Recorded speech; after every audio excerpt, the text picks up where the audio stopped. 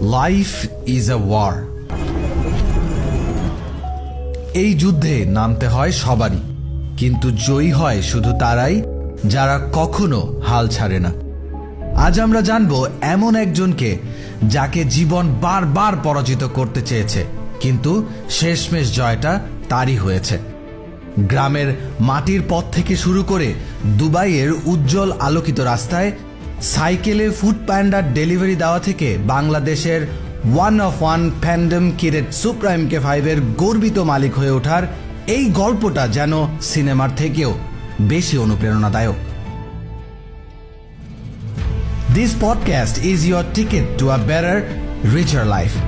Mind Rahman breaks down how to think smarter, enjoy the finer things like awesome cars, and run a top dollar agency, and journey of making millions.